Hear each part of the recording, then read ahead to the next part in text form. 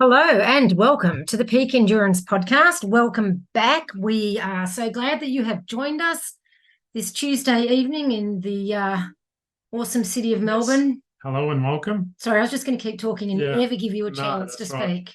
All you heard me is trying to get a word in edgewise and not getting there. Yeah. Melbourne, we're back in Melbourne. Back in Melbourne after a couple of days in sunny Adelaide.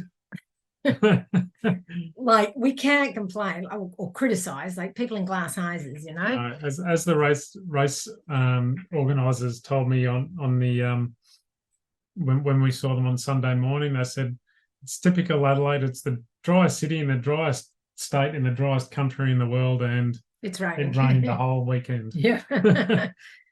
Like I said to Ron when I wore a singlet, of course, because it was singlet weather to me. And some guy ran past us going, "God, aren't you freezing?" And I said to Ron, I should have said to him, "No, it's a summer day in Melbourne." So, I think there was only one person wearing a singlet during the race this weekend, and that was Isabel. Yep, I think I was the only one in a singlet. I think she got a few strange looks as well. I know, especially from the hikers who would come the other way, and they'd be like, "Oh my God, you thought they were at bloody snow." Yeah. But yeah, I mean, I was warm enough. Like I was hot, Yeah. Like, that's when I wear a pack. I can only wear a singlet because, oh my God, I roast to death. Yeah, that's right, you do. And I was only wearing a t-shirt because we've both spoken about it before. Once we start running, we're warm. We don't get cold. We never even put a rain jacket on. Everyone was putting raincoats on and off, and we're just like, for me, my rain kit was my peak. When it got really rainy and I couldn't see anymore, I'd put the peak on, which would always stop the rain instantly. But the peak is my only rain gear I prefer to put on, because even a bloody rain jacket, you put it on and then you get wet and then you put it in your bag, it's wet, and you put it on and it's so, I don't know. Anyway, I just get sweaty in it, so if I wear it for too long, I just get it just as wet as if I stood in the rain. So yeah. And it just it makes me too hot and it's uncomfortable. Yeah. To be honest, I don't care about getting wet. Like, no, I truly don't. Like the only reason I'd wear it is if I was wet and cold. Yes. If you're cold, then perhaps. Yeah. We've jumped the gun though. Sorry. So what did we do this weekend? Oh, I don't know. I know. 100K number 5. Yeah. Because I was only bloody in Queensland 3 weeks ago and figured, hey, why sit on my laurels? Yes, that's right. Let's get me to South Australia. So 3 weeks later, I'm in South Australia. We are doing the tour of Australia with this. Yeah, the easy states. Yeah. Yep. Ron kindly did all the driving whilst I sat there whinging about how bored I was. But on the way back, I did work the whole time. Yeah, you did. Got my computer, I hotspotted and worked because, no rest for the weary. Yeah, so it's about by the time you count in all the, the stops for food and toilet stops, it's about a 9-hour drive back from Adelaide. Yeah. To and from Adelaide. So it takes a fair part of the day. It was a bloody entire day, pretty much. And so anyway, we got to Adelaide and Friday the weather was, it was crap too, wasn't it? Well, it was crap as we came up over the Adelaide Hills, but once we were in Adelaide, it wasn't too bad. It wasn't too bad. And we were staying in a nice little Airbnb. Yeah. We walked to the supermarket, picked up some supplies, got some sushi for me, and we got a new food. Well, on the drive there, we picked up a bacon and egg McMuffins. Yes, of course. Why else would we have? Yeah, because we've got to get the breakfast menu. Yep. Then at the Coles, we got some I thought chicken wraps, but I like the ones from the supermarket or the petrol station. I mean, I don't like them normally, but I know that they're really squished tight and they're quite crunchy and flavoursome and not as dry as the desert sand like the McMuffin. So we got a couple of those chicken and they tend to wraps. hold together too. They don't. And they hold together because they're like made in a machine or something. Yeah, that's right. They're not handmade like at the bakery. No. So they hold together way better, and they've probably been sitting there for 6 months, so they can yield in this place. And they're not going to get any worse in the day that we have them in our packs. And we put the bacon and egg McMuffins. Don't be horrified, everybody. Sushi was not with fish; it was chicken, but still it was rice.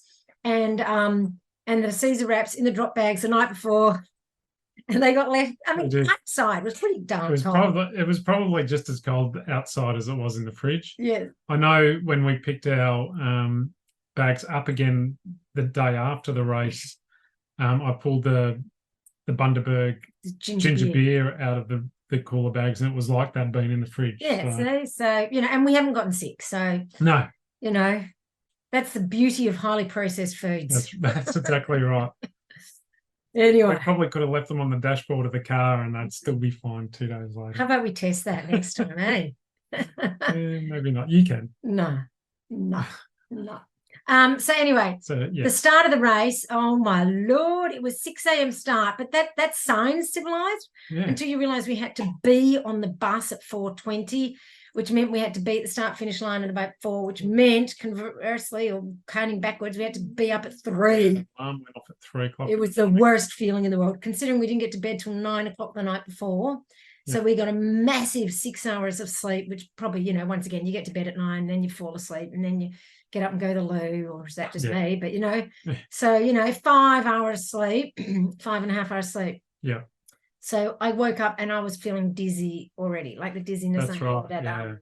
at what was it called? Wilson's. The prom. And that was just walking to the bus. That wasn't even before. Just walking up the corridor and at where we lived was hard because I was almost banging into the walls. I was a little bit scared and worried, thinking, oh crap, what's this going to be like? But as soon as we started, it actually went away. I think it was just fatigue. Yeah. Because it came back later in the race when I was getting fatigued. So I think it must be just a fatigue thing. Yeah. Anyway, so then we dragged our sorry asses to the race start. I slept most of the way in the bus. Well, dozed, Yeah. So it was probably an hour. Yeah, it was about an hour's drive in the bus from the finish line to the start line. Yeah. Through the Adelaide Hills. So it was I'm sure it would have been a nice drive, except the fact that it was dark and couldn't see anything. Yeah. And all I could do was focus on the front windscreen because it was raining most of the way. So I was focusing on the windscreen, looking at all the rain, going, I don't want to get out of the bus. And indeed, when the bus pulled up, no one stood up. Yeah, because it was like 25 past 5. The race didn't start till 6. And we're like, and what, we're going to just go stand in the bush?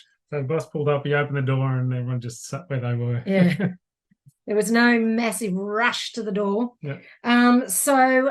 Anyway, we eventually got out. We got out. We got started, and it stopped raining. Yes. It doesn't matter. Rain doesn't matter, but it's preferable not to start in the rain. Yeah, that's right. It doesn't matter if it rains while we're out there, but it's just no fun starting in the rain or standing around in the rain waiting to start. And it wasn't cold. It was 10 or 11 degrees. No, it was actually, we were, standing around in our t-shirt and, singlet in Isabel's case, and we weren't freezing cold. No. So I was actually, because I took my jumper off, I think even before I got off the bus, and I was standing around in a t-shirt, and someone said, what are you doing? Why are you wearing a t-shirt already? I said, well, I'm just acclimatizing.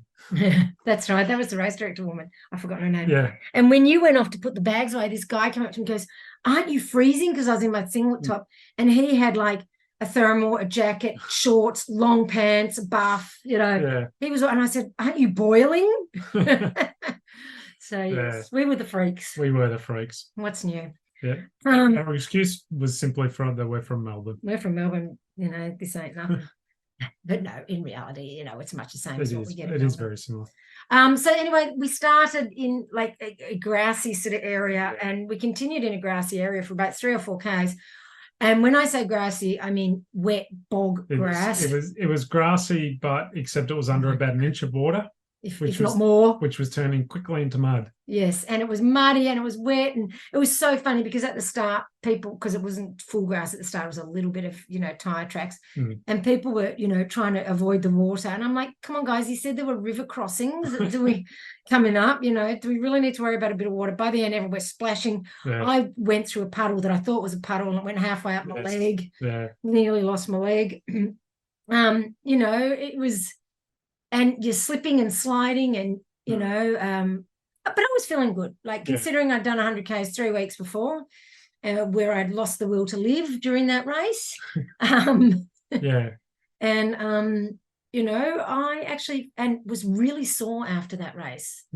The Brisbane race, number 4. So anyway, I was feeling good and fresh and happy, and the dizziness had gone, and I was we were chatting with some friends. One of my clients was racing there, and then a friend from Knox Roadrunners. So Emma was racing. Grant from Knox Roadrunners, who I've known for donkeys, was there. Yep. And, we were just having a good time, weren't we? Then the first of the toilet stops started, didn't they, Ron? It was a nice little trot. And then, that's right. And then someone needed to go to the toilet. It was like opening the floodgates, I think. Once I went, because it was, granted, this was all before 5:30 in the morning. Here come the excuses, everybody. Yeah. We'd had a coffee before we left the house, and then when we got to the start line to get on the bus, you got two big coffees. Bought 2 big coffees, one each, obviously. One each, yeah, obviously. And I drank mine, and then Isabel handed me hers, and she'd drunk about a quarter of it. Because it was just too early to be putting so much in my poor little stomach. So I drank it. So needless to say, I'd had 3 coffees before 5:30 in the morning. And then it was time. Then it was time to pay the piper, because for the first 15 Ks, I counted 15 Ks. First 15 Ks, I went 4 times. Every time I saw a suitable tree, I had to stop, just like a dog. Yeah, honestly, and I'm normally the one with stomach issues. Yeah. And you didn't just wait, but anyway, no one wants to know about it. No one does. But it was a wet start, but I think it was a fast start, because one thing we noticed is from about 20 Ks, we started catching and passing people. That's right. And we don't normally start catching and passing people until over 50 Ks. That's right, yeah. So all we can think of is in the dark and in the wet, people were going, okay, this is flat. This is what pace I should be doing, but not taking into account that they're burning so much more energy because they're sliding away. And, it was really hard going, which takes a lot of mental concentration, which burns a lot of calories and energy, basically, but also just the stabilizing yourself, and not going arse over. Yeah. So there seemed we were passing people. It was quite surprising how early we started. And people were suffering. We weren't just passing people; we were passing people who were suffering. Yeah, and you should not be suffering at 20 Ks. No, that's right.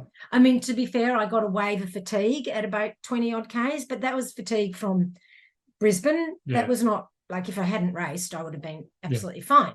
But it was just that fatigue of everything suddenly felt really heavy, and I'm like, oh God, here it comes. And I thought, oh crap, here comes 80 kilometers of hell. Yeah. It sort of went away, and it came and went. And I would say that to you sometimes. I'd say, Ron, I've just had a big wave of fatigue, and we just, slow it down a bit. Slow it down, yeah. Maybe employ a bit of a run walk strategy for a little while, and then start to. My body would just get so heavy, and my muscles would get, I don't even know how to explain it, sort of heavy and tired, like how I used to feel when I was younger and I used to have chronic fatigue. I'd feel like that, like my body weighed 500 kilos and just moving it was hard work. Yeah. But, I just respected that, so to speak. Yeah. I mean, I kept pushing my body, but I didn't fight it. I just let that feeling wash over me and let me cope with it, and then just moved on. And I liked having you in front, because then you kind of could set the pace, and I didn't have to think about that either. Yeah. And you didn't have to think of, because there was quite a lot of corners and turns, and because we were running the first half, or first maybe third, we're running around either paddocks, like farm paddocks, or pine plantations. Yes. So there was lots of turns and corners and jump, like, and trying to get around puddles. There were lakes. Yeah.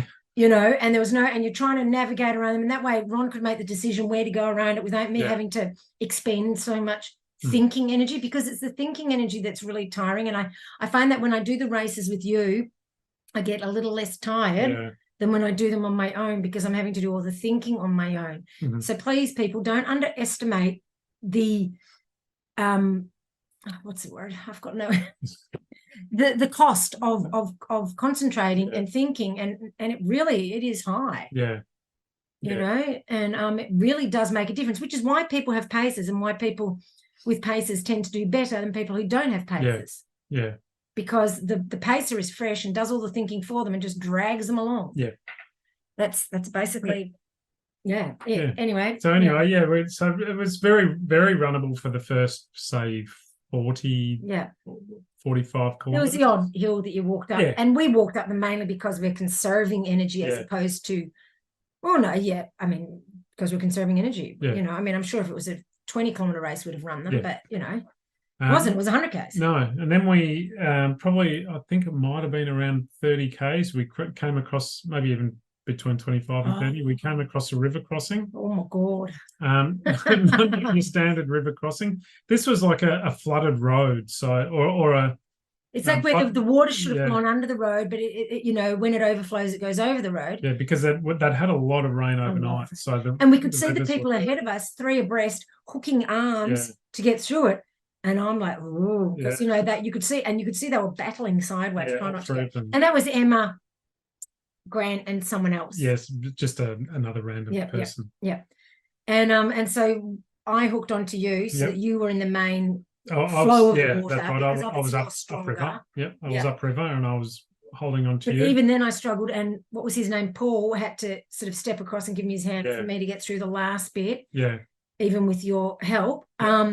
And then just as we got over, Megan came Melbourneite Megan came down to the side, so I had to make my way back across because there's no way she could have got there. There was no way she was getting one across. Woman had tried to get through, and she had got washed into the river and was underwater, like caught underwater. And 2 men, I've forgotten their names. There is a post. I think that was Paul. No, one wasn't Paul. He was there after. Paul was after. Okay. 2 men dragged her out of the water, and she said her life was flashing before her eyes. Like she was fully submerged. She was fully submerged, and you could see it was very mixed up, the water. Yeah. And she was obviously really frightened. And they kindly, one of them gave her a merino thermal, and one of the other guys gave her a buff because everything was wet. Her rain jacket, which had been around her waist, completely sodden.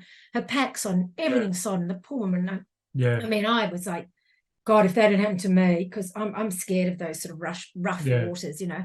And we're not trying to criticize the race here at all. This is trail running. This is part of it. You have to be prepared for it. And what was really good to see was people helping each other. That's right. Yep. People was like, we all saw Megan coming on her own, a female on her own, and she needed help. Like even a male on his own might have struggled on their own, maybe needed 2 people, but definitely a female. And, you know, this is what the running community is about, is helping each other. And this is what trail running is about. If we wanted to, you know, be safe all the time, God, I hate that comment, be safe, we'd just run on treadmills. But even then, oh my God, you might fall off the back, or, you know. We all see those funny videos. Yeah, that's right.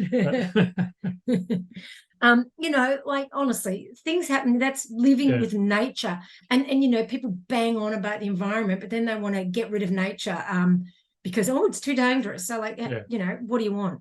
Come on. Yeah. So it was quite a fun adventure, that one. Yeah, well, and that's what I said to her. I said, you've got a bloody good story to tell after this. and that's what it's all about. It's the good stories you got to tell. And then we went up. We spent the next maybe 2 Ks on a trail that was more like a creek, because it was a slight uphill and the water was just rushing down. Or just, you know, so many of the trails were like that. Though. Like some of the single tracks that we bombed down. Wow, I've already been talking 20 minutes. That we bombed down when we did the 50K were like rivers with water pouring down it, rocks exposed, because before there was all dirt, rocks exposed, and we still, once again, we were passing people on the downhills, even though we were doing it before we started passing them. I'm going, oh my God, I'm so slow, I'm so crap, oh my God. And then I see catching people, and I'm like, oh, maybe we're not so slow. I'm not so slow and crap, because you were probably going slow for me as well. I mean, that was one of the things we said at the 30K aid station. We had a drop bag.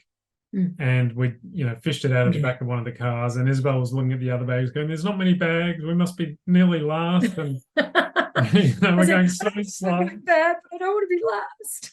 And I was saying, but not everyone's got a drop bag, so you can't take the drop bags that are in the back of the car as how many people have gone through and how many people are left.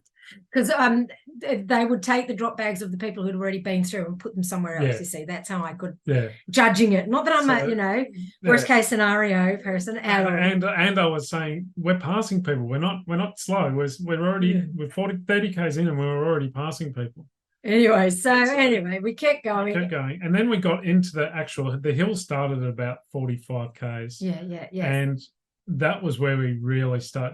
That's our thing. That's what we love doing. Exactly. That's what we really practice the most. And that's where we really started passing people. So on the uphills and the downhills. It was just on the flats they'd catch up. Yeah.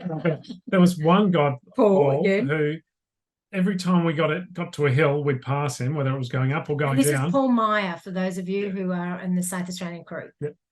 We'd pass him going up or down. Either way, we'd still go past him. Then we get to the flat and he'd just chug on past us. and he'd go, oh, hello again. We'd go past. Really? And then we get to the next hill and we pass him again. And then we get to the bottom and then he'd pass us again. But then at every river crossing, it was a bit tough because he must have seen on my face that those sorts of things scare me. He always stopped and he helped. That's like right. You'd be at one end helping me across and he'd wait and give me a hand. And just such a gentleman, and I really appreciate it. Such a lovely person, helping everybody. Ron tripped at one stage. I fell and hit the deck, and he was just back. He was just in front of us, and he stopped and came back. Ran back and make sure you were okay. You know, just such. And this is what I love about ultra running. Just the such good people. Yeah. And he is a classic example. And if you're from South Australia and you know him, pass on that we said this. Yeah. Because just such a good person, such a lovely guy. Yeah, he was. Yeah. That's what trail running is all about. 100%. Is the friendliness and the willing to help one another out on the trails. Yeah. And certainly for me with those river crossings, because for some reason that rough water and I just, I think it comes from when I was younger, being at surf beaches and getting trapped under the surf waves so many times. I'm just really scared of it. And so it was really nice that he did that to help. Yeah.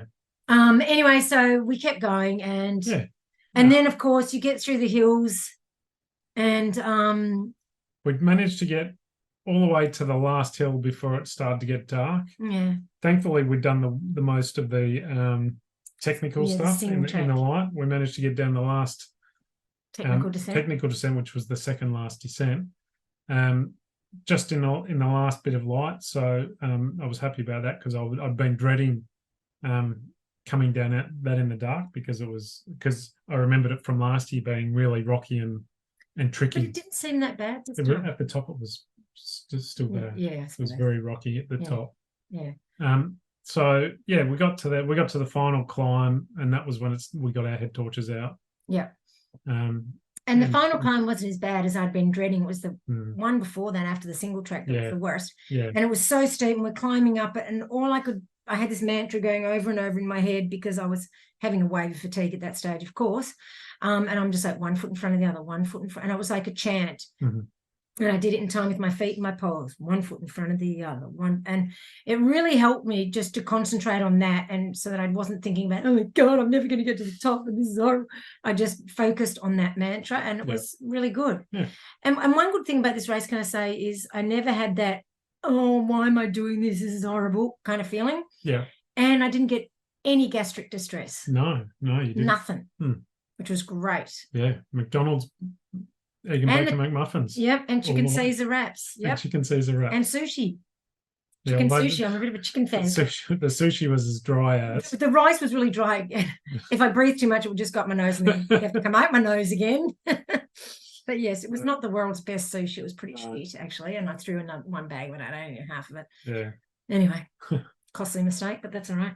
So then we hit our favourite part. Yeah. So we got to the final, not the final, the 80K 81 aid station, and we put shoes in our drop bag. Road shoes, because we knew it was just concrete from there on out. And we'd been planning to swap our trail shoes to our road shoes. Who could be bothered? It just seemed like too hard. Not only, the bending down to your feet, but just trying to get wet socks off and then dry socks on would be a nightmare.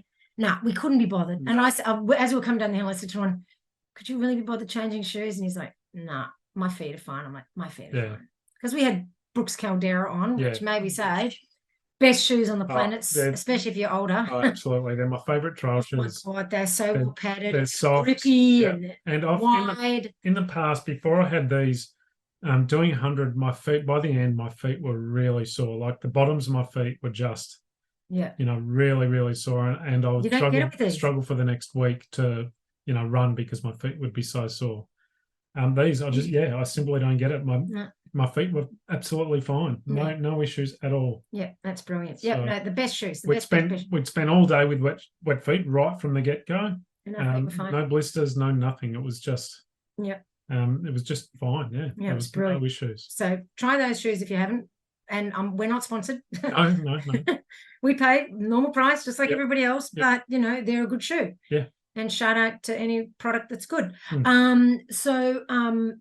Yeah. Then we sort of employed a run walk tactic because I figured I was about 10th woman and you were about, you know, bajillionth man. So we figured, what does it matter? We just cruised it because, of course, I've got another 100K in Switzerland in 5 weeks from that race.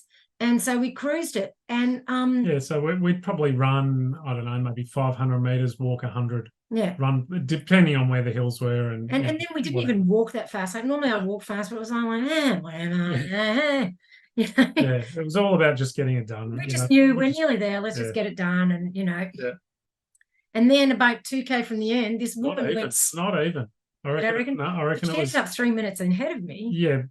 I reckon it was probably about 1.5. 1.5. Anyway, this woman with this guy that you said was her pacer, she sprinted past. And I'm thinking, sprinting for like 10th place for.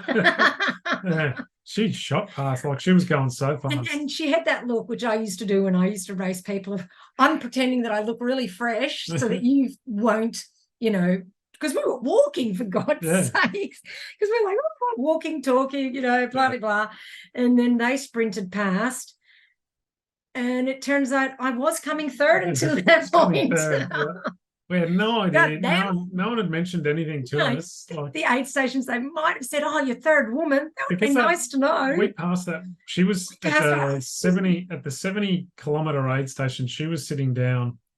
Surrounded by a crew of about 50 people. Oh my God. So from the 70K mark, Isabel was in third place and no one said anything. No one told me. If I'd have known, like we said later, we definitely had an extra gear. There was not an issue. There's one thing we know with Isabel is that when she's running scared, she can push herself. God, I can run so hard. Yeah, I can push myself. That's when I actually run my best, and that's generally when I've won races is when I'm running scared. Yeah.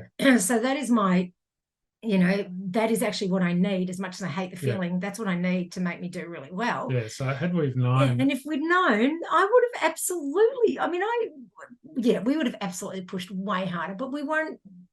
We thought, whatever. Yeah.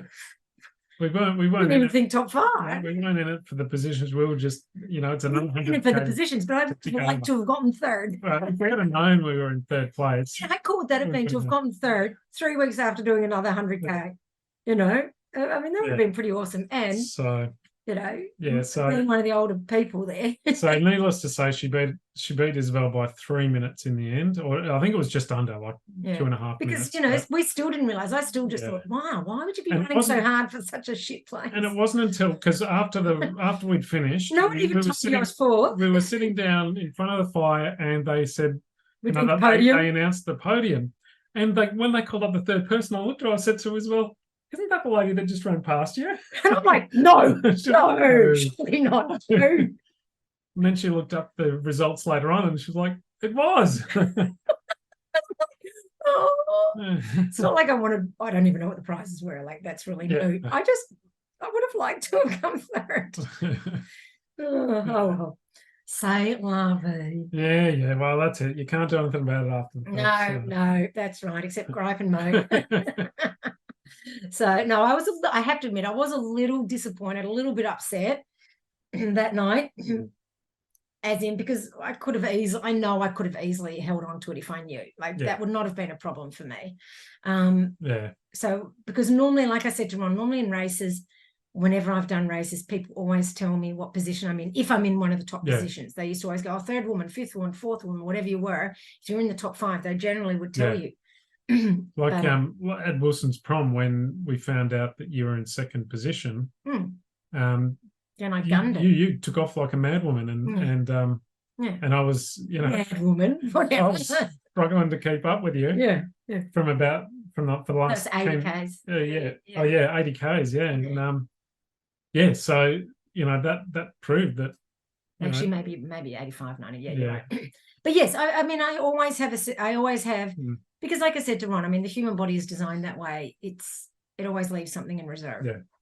So there was definitely, I at least probably had another 2 gears in me, to be honest. So, but anyway.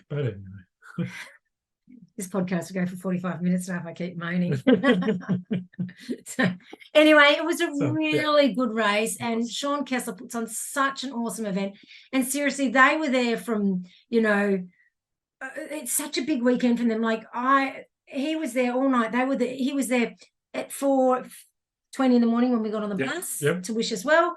He was there giving us a hug when we finished. Yeah. You know, like. And then we went back to collect our bags the next day, and he was still there. And all of them were. That woman, I've forgotten her name. She always wears beautiful, sparkly things and is full of colour and vibrancy, and I really like her. And I normally know her name, but my brain's not functioning at the moment. So, you know, it's such a great event, such a great group of people that put on the race, and all the other participants were so lovely and friendly. Like, you know, I just thought it was such a great weekend. It's a great showcase for South Australian trail running and trail runners. And if you haven't done it, if you're in another state, or even if you're in South Australia, obviously, but if you're in another state and you haven't done it, like, I highly recommend it. Don't just keep doing the same bloody 100K races all the time. Do something different. Go to another state. Use it as a chance to explore Australia. You know, UTA is great and all, but there's other great 100K races out there. And honestly, I would say I would prefer Adelaide 100 to UTA, quite frankly. Having never done UTA and never wanted to do UTA, I'm sold on Ultra Adelaide. No, I love it. I love it. So, you know, give it a crack. You know, the prices are reasonable, especially compared to UTA. Holy moly, Coca-Cola. And the people are awesome. The aid stations, the people on the aid stations. They would love it. And can I just say, Sean puts spring water at all the aid stations. None of this goddamn disgusting tap water put in a tank. And he said it too. He goes, but if you just use tap water, that could upset someone's stomach. And I'm like, thank you. Because at the end, at the finish line, I said to him, thank you so much, Sean, for having all the proper spring water. And he was like, we always do that at all our races. And as it should be, because water, you have to have water. And if it's foul, which has happened at so many races, then I can't drink. And it can literally upset your stomach. That way he knows the water is uncontaminated. That's right. And, you know, because for that reason, we always have to bring water. We have to take water with us. We can't rely on the aid station water for Isabel.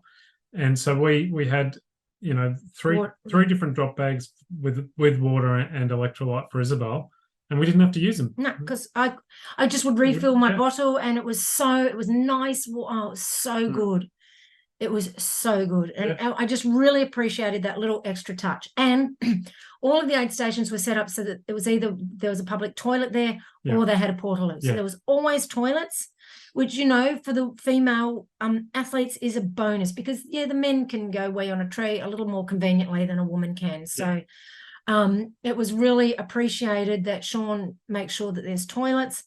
Good water. We didn't look at the food. I have no clue what the food was. I mean, the food was same. Fruit, chips, lollies, the usual food you get in Australia. Which to me, I think none of the races do overly good food, but you know, it is what it is. That's what drop bags are for, or crew. But you know, and they were always very helpful. They were very helpful at the aid stations, filling the bottles, filling Coke up, you know, grabbing stuff out of our packs for us, and you know, they were lovely. So I just, you know, 10 points. 10 stars, whatever. 10 out of 10. So such a good race. And can't recommend it enough. And I don't normally like to do races more than once. So to have done the 50 and the 100. But they were both, you know, regardless of the distance, they were both extremely different days, because when we did the 50 last year, it was warm and dry. The trails were completely different to this year, where everything was wet and muddy. And Sean did say the race was a lot slower for the winning times and that sort of stuff. But you know, that's fine. Anyway, so that's that. So next up, number 6 is Switzerland. Over 6,000 meters of climbing. So it would take me just a smidge longer. And there might be a smidge more times when I get the waves of fatigue. But 5 weeks between the races instead of 3. Thank God, because honestly, the 3 weeks is really hard, especially having travelled to Queensland and then travelled to Adelaide. All that travel is really tiring. And we were talking about that. It's not just, for me, it's not just doing the races that's tiring. It's all the travel and all the staying in a different bed and doing all those different things that is tiring. it's not just the running itself, it's everything is tiring. And I never sleep well the night after a race. And I woke up this morning just still exhausted, but you got to work, you got to earn a crust. That's it. Yeah. Sadly. So, I had to go off to work today, and it is what it is. And but then we've got Switzerland to look forward to. Well, right. I do, you don't. I'm looking forward to it. Yeah, because you're going to cruise. Yes, and I'm really nervous about the Switzerland race because it's got this really big swing bridge, really high and really swingy. And, really high and really long. And it's got wooden slats it's a wooden slats. I think they're wooden slats. And metal. Two slats wide is what the bridge is basically. And but it just you can really see off the edge, and I'm just absolutely shitting myself. I'm really looking forward to the race, except for that bit. Once that bit's over, I'm glad it's early in the race because I can get it over and done with and then enjoy the rest of the race as much as you can. But I'm absolutely terrified because I'm so scared of heights, scared of water, scared of heights. God, all these things I'm scared of. But I've always been extremely terrified of heights. So it's going to be tricky. It will be tricky. But, I remember the first time I did UTA, scared of heights and having to do the ladders, and I did them fine, not a problem. I just didn't look down, which is going to be my strategy.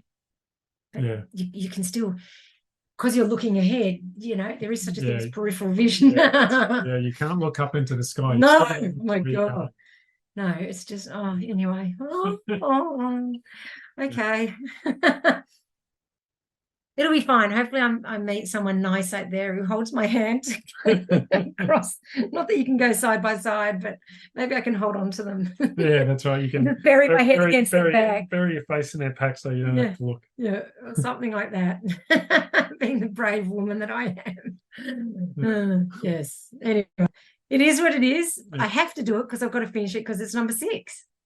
That's right. Yeah, we're nearly halfway through. Nearly halfway through. Oh my God. I was saying to Ron, it's way more tiring than I expected.